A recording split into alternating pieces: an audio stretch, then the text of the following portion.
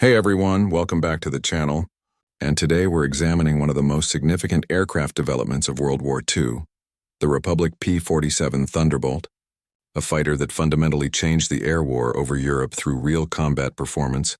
and documented historical impact that can be verified through military records,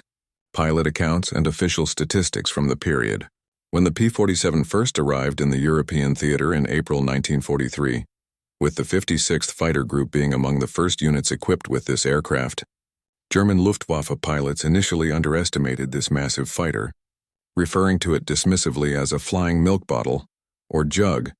due to its bulky fuselage appearance and unprecedented 7-ton weight, particularly when compared to their lighter,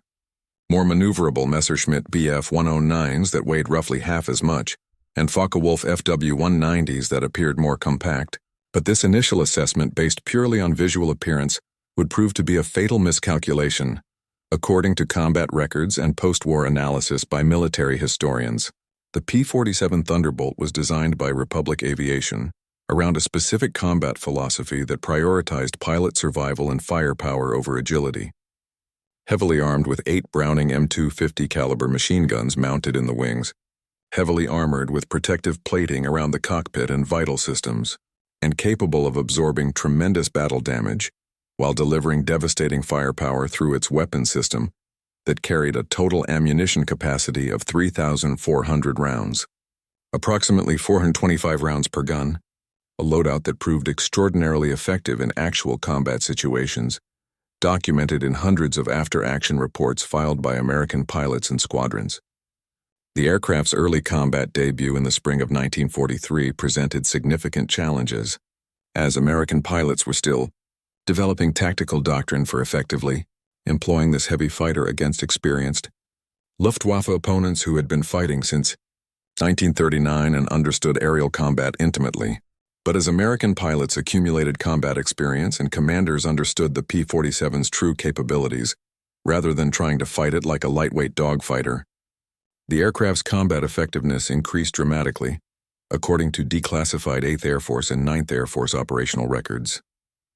One particularly well-documented case that demonstrates the P-47's legendary structural durability involves First Lieutenant Robert S. Johnson of the 56th Fighter Group,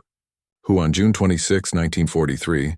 successfully returned to base after his aircraft sustained extensive damage from over 200 bullet and cannon strikes during a combat engagement with German fighters, including damage to the cockpit, wings, and fuselage, wounds that would have been absolutely catastrophic to most other fighter aircraft of that era, including the P-51 Mustang or British Spitfire.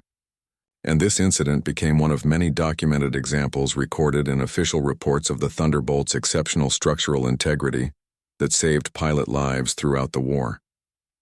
The P-47's Pratt & Whitney R2800 double wasp 18-cylinder radial engine, which produced 2,000 horsepower and was equipped with a General Electric turbo-supercharger system,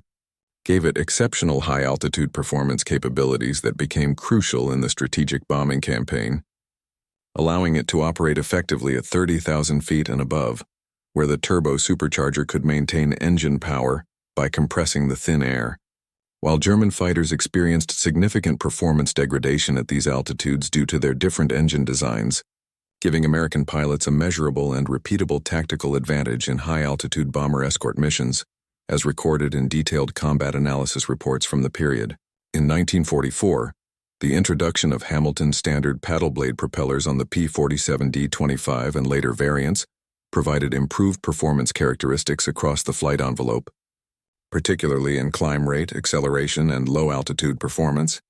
further enhancing the aircraft's combat capabilities as noted in technical evaluations, comparative flight tests, and enthusiastic pilot reports from squadrons that received the upgraded aircraft. Luftwaffe General Adolf Galland, who commanded German fighter forces as General der Jagdflieger, and was himself an experienced combat pilot with over 100 victories, later acknowledged in post-war interviews, his memoir The First and the Last, and historical writings that the Luftwaffe had significantly underestimated the P-47's capabilities during initial encounters,